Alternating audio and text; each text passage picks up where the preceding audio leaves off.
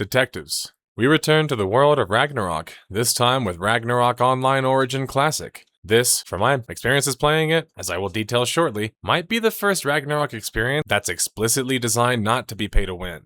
Ragnarok Online Origin Classic has officially opened their CBT, or closed beta, recruitment for their testing for June 4th through June 18th, 2026. And through my testing of the game so far, what caught my attention the most was the game's monetization model, which has a severe lack of pay to win. These sorts of games can be rampant with it. Instead, it just has a monthly pass you can purchase with no broken cash shop items that can destroy the game balance. While only currently testing for the PC version, Ragnarok Online Origin Classic will also eventually be playable on mobile devices too, making it incredibly accessible for all kinds of players and demographics.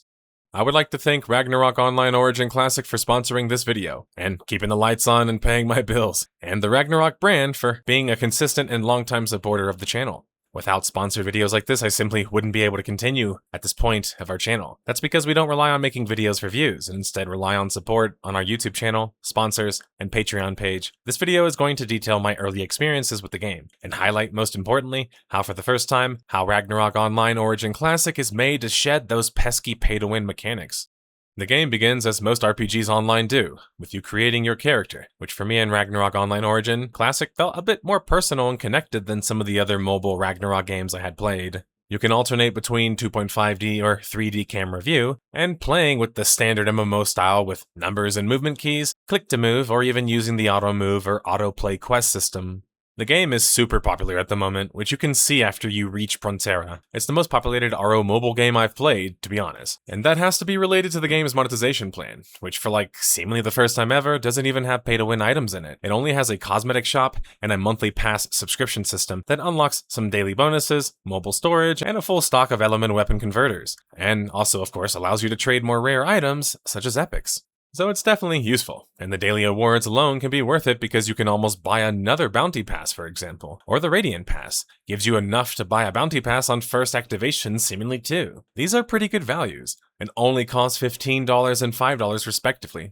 $15 might be the standard cost in the industry, but the accessible and affordable $5 Radiant Pass is still plenty of value contained and offers much cheaper ways to enjoy an MMO than most other MMORPGs or mobile online RPGs can offer. You can always get the Radiant Pass and just save up coins, acquired through gameplay, to buy the bigger Bounty Pass too. The game is distinctively RO, even if it's heavily coded and shaped for mobile, surely, with the same locations, some common enemies, and a similar visual style to other similar games. But it might, again, have the most fair monetization plan out of all of their other titles, combined.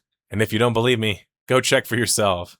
Let's hone in a bit more on the positives with my experience besides the monetization plan and reaching nearly max level in both of my jobs while playing the game after a few hours of dedicated play. The combat in Ragnarok Online Origin Classic is just like previous Origin titles and similar to other Ragnarok mobile games. This is probably not very surprising to anyone watching, and if it's a deal breaker, it will probably always be one unless you want to play RO on a mobile device, which sadly doesn't exist in the, classical sense yet. But I'm positive about the combat in this game in some ways because it feels more like RPG gamified and has some big number moments. I think the effort to make cinematics and story cutscenes, more cinematic and impactful is also noticeable, even if the story does conflict at times in terms of the voice of it. Walking around Frontera and other cities will be a familiar sight in a good way, as you see towns littered with familiar faces and locations and a bunch of player stores littered across the dais. The music for me is nothing new to the series, which is to say that it's a series that has notoriously good musical tracks, to be honest. But really, the highlight for me and probably most with Ragnarok Online Origin Classic is kind of already, as I've said, is that I really feel like I can be competitive with this game if I manage to just put a few hours into it every week, instead of feeling like I have no chance at all unless I use my credit card and wield it like a sword to slay monsters. That's the key crowning feature here, detectives, and you can feel it from the get-go, as nothing in the game is immediately spamming you to buy things and spend real-life cash. Well, let's cover some of my least favorite aspects of Ragnarok Online Classic Origin, and that's, you guessed it. My same complaints with pretty much all the other mobile-style adaptation games, and that's the auto-combat, offline leveling, and auto-questing. Because it's one thing if it just has one of those, but the magical trifecta of all of them feels like the game's trying to hint that you should, be better off not playing the game than having, and you deserve to have way less interest and involvement than you would actually have. Which is a shame, since you fall into the trap, eventually in the game, autoing in some sort of way, which in my opinion, takes away from it, from time that could be gaming more engaged and more focused. That being said, I think it's clear that this sort of game is about making gameplay and online RPG aspects very accessible at a fingertip press, even if it means making the game overly easy and approachable at the same time.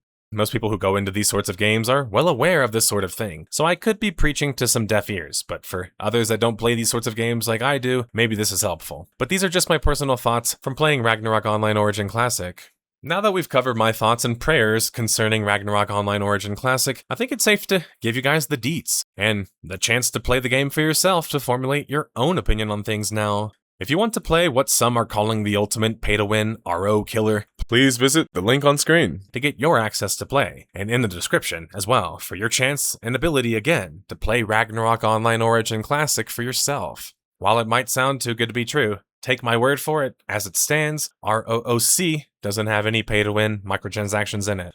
Thanks for supporting this video sponsor detectives, and thus supporting me and my channel and the ability to continue to run it. Stay tuned for the next case.